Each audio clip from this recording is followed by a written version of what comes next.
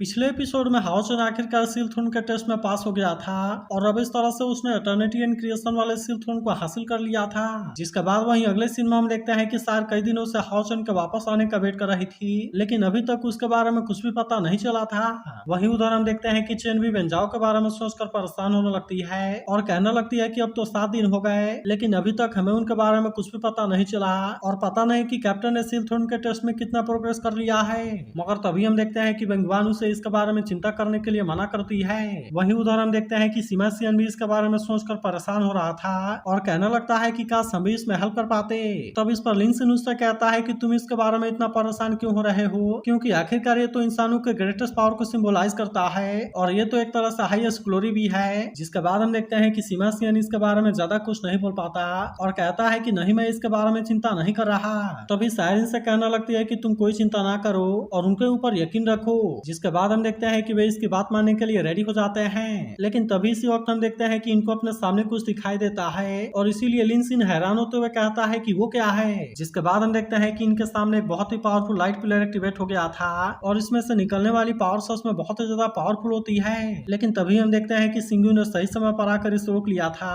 जिसके वजह से इसमें इनको कुछ भी नहीं होता। मगर तभी हम देखते हैं कि मास्टर हान और बाकी सभी लोग यहाँ पर आ गए थे, जहाँ मास्टर हान कहते हैं कि ये विजन इस बात को प्रूव करता है कि उन तीनों में से किसी ने सिलथुन का असेसमेंट को पास कर लिया है। जिसके बाद वहीं हम देखते हैं कि इसके बारे में सुनकर सभी काफी खुश हो जाते हैं, लेकिन तभी अचानक से हम देखते हैं कि फेंग यहाँ पर आ गया था, जिसे देखते ही वेंगवान काफी खुश हो जाती है और कहती है कि ये तो फेंग है। इसके बाद हम देखते हैं कि फेंग का सिलथुन एक्टिवेट होने लगता है, जिससे कि वो हासिल करने में कामयाब हुआ था और हम देखते हैं कि इसका एंट्री सच में बहुत ही शानदार होता है। जिसके बाद वहीं हम देखते हैं कि बाकी सभी भी इस बात से काफी खुश होते हैं और वे इसे सिलथुन की तरफ जाते हुए देखने लगते हैं। जिसके बाद हमें पता चलता है कि इसमें ऐसी पावर है जिसका यूज करके बैटलफील्ड के सिचुएशन को पूरी तरह से चेंज किया जा सकता है। जिसके बाद हमें पता चलता है कि उस पावर का नाम ग्लोबल स्पिरिट एम्प्लीफिकेशन है, जो कि असल में विजडम एंड स्पिरिट वाले सिलथुन का पावर है। वहीं अब हम देखते हैं कि फेंग अपने सिलथुन के ऊपर बैठ गया था और अब इसीलिए जैसे उसमें से एम्प्लीफिकेशन वाली पावर निकलती है, तब इसके वजह से हम देखते हैं कि सिमेंसियन इस बात से हैरान हो गया था और कहता है कि हम अचानक से जाग कैसे गए, क्योंकि मैं तो बिल्कुल भी चिंतित नहीं हूँ। जिसके बाद वहीं हम देखते हैं कि लिंसिन भी इस बात से हैरान हो गया था और फिर कहता है कि क्या विजडम एंड स्पिरिट वाले सिलथुन का स्पिरिचुअल एम्प्लीफिकेशन है। इसके बाद वो कहने लगता है कि ये तो लोगों को एक्साइटेड कर सकता है, जिसके वजह से कोई भी डिस्ट्रक्शन नहीं होगा। लेकिन तभी बेंगवान कहने लगती है कि ये तो अभी सिलथुन का असली पावर नहीं है और ये तो अभी केवल इसके ब्रेथ का लेयर है, जिसका मतलब है कि इसका असर अभी बहुत ही ज्यादा होगा और इसीलिए ये तो सच में सिलथुन होने के लिए काबिल है। जिसके बाद वहीं हम देखते हैं कि चेन भी इस बात से काफी खुश हो गई थी और कहने लगती है कि मैं तो अगले सिलथुन को देखने के लिए काफी एक्साइटेड हूँ। तभी अचानक से हम देखते हैं कि यहाँ पर दूसरा लाइट पिलर भी एक्टिवेट हो गया था, जिसे देखते ही सभी काफी खुश हो जाते हैं और फिर वे हैरान होते हैं कि ये कौन है। जिसके बाद हम देखते हैं कि वो असल में हानि होता है, जिसे देखते ही मास्टर हान इस बात से काफी खुश हो गए थे और कहने लगते हैं कि ये तो सच में हानि है। इसके बाद हम देखते हैं कि वे इसके बारे में याद करने लगते हैं और कहने लगते हैं कि मुझे तो डर था कि तुम हेटर्ड में ही डूब जाओगे, लेकिन असल में तुमने बहुत ही अच्छे से ग्रो किया,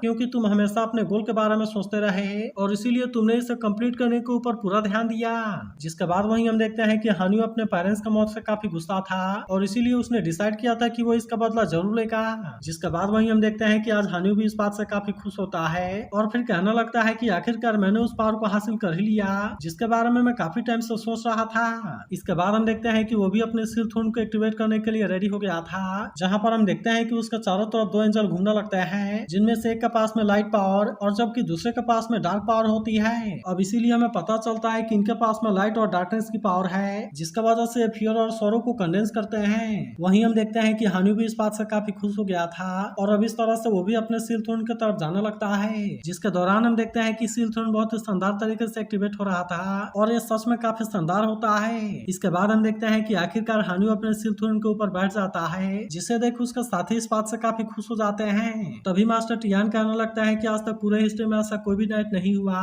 जो कि फियर एंड सौरो वाले सिलथुन के रिकॉग्निशन को हासिल कर पाया हो, क्योंकि असल में आज तक ऐसा कोई भी नहीं हुआ था जो कि लाइट और डार्कनेस के पावर को एक साथ में कंट्रोल कर सके। तब इस पर मास्टर सिंगू कहने लगता है कि वैसे तो हानियो का जन्म लाइट एलिमेंट के साथ हुआ था, लेकिन क्योंकि उसके बीच में उनके पास में डार्क एट्रीब्यूट है, जिसके वजह से वो इसे ऐसा टैलेंट देता है और इसीलिए उसने इस सिलथुन को हासिल कर लिया। तब इसके बारे में सुनकर सभी कहने लगते हैं कि ये तो बहुत ही शानदार है, क्योंकि अब हमारे पास में और 2 पावरफुल डिवाइन सील नाइट हो गए, जिसके वजह से आज तक ऐसा इंसानी इतिहास में नहीं हुआ, क्योंकि क्योंकि अब तो 6 डिवाइन थ्रोन में से 5 एक्टिवेट हो गए हैं। जिसके बाद वहीं हम देखते हैं कि मास्टर हनी और क्रिएशन एंड एटर्निटी वाले सील थ्रोन के बारे में बात करने लगते हैं और फिर कहने लगते हैं कि जब ये होली डीमन कॉन्टिनेंट में पहली बार आया था तब इसने इंसानियत को पूरी तरह से खत्म होने से रोका था, लेकिन फिर उसके बाद से ऐसा एग्जिस्टेंस बन गया जिसे हासिल करने के लिए वैसे तो बहुत सारे लोगों ने ट्राई किया लेकिन कोई भी इसमें कामयाब नहीं हो पाया। तभी मास्टर सिंगयू कहने लगता है कि लेकिन अगर इंसानों ने इसे हासिल कर लिया तो फिर ये इंसानों की किस्मत को दोबारा से लिख सकता है।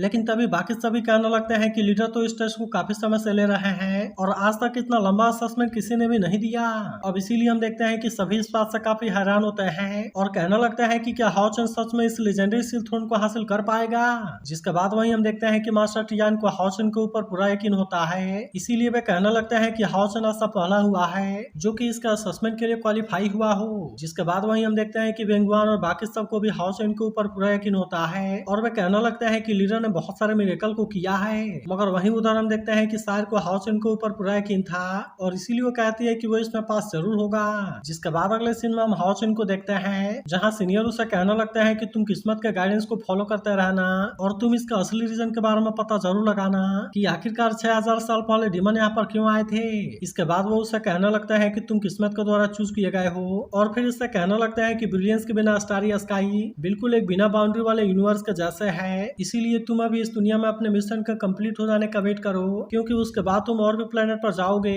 और इसीलिए मैं उम्मीद करता हूँ कि तुम इसके लिए रेडी रहो। जिसके बाद वहीं हम देखते हैं कि हाओचन भी इसके लिए रेडी हो गया था और वहीं वे सीनियर इसके सामने से गायब हो जाते हैं। लेकिन इसके बाद हम देखते हैं कि क्रिएशन एंड एटर्निटी वाला सील थ्रोन एक्टिवेट होने लगा था, जिसे देखते ही सभी इस बात से काफी खुश हो जाते हैं और कहने लगते हैं कि आज तक तो ऐसा कुछ भी नहीं हुआ और इसीलिए कहीं ऐसा तो नहीं कि एटर्निटी एंड क्रिएशन वाला सील थ्रोन है। जिसके बाद हमें बताया जाता है कि जब 6000 साल पहले होली डीमन कॉन्टिनेंट में डीमन आए थे तब उस समय इंसानों के पास में असल में सबसे ताकतवर सील थ्रोन था जो कि असल में और कुछ नहीं बल्कि एटर्निटी एंड क्रिएशन वाले सील थ्रोन का पावर होता है। जिसके बाद वहीं हम देखते हैं कि क्रिएशन एंड एटर्निटी वाला सील थ्रोन आखिरकार आज यहाँ पर फिर से आ गया था, इसीलिए हम देखते हैं कि छोटा हाओचन भी इस बात से काफी खुश होता है और कहता है कि ये तो सच में बहुत शानदार है। तब इस पर हाओचन कहने लगता है कि हमने एक बार मैजेस्टिक माउंट ओडिन के ऊपर देखा था और उस समय हमें ऐसा फील हुआ था कि वे सच में बहुत ही हाई है जिनके ऊपर चढ़ पाना बहुत ही मुश्किल है। लेकिन तभी इस पर छोटा हाओचन कहने लगता है लेकिन हमारे फादर ने इसके बारे में बताया था कि माउंटेन चाहे कितना भी हाई क्यों ना हो लेकिन अगर हमने पूरे हिम्मत से हर एक स्टेप को ले लिया तो फिर एक ना एक दिन हम इसके टॉप पर जरूर पहुंचेंगे। तो अगर एक्सप्लेनेशन अच्छी लगी हो तो इस वीडियो को लाइक और इस पर एक कमेंट जरूर कर देना और अगर आप इसके अगले एपिसोड के लिए एक्साइटेड हो तो इसके बारे में जरूर बताना।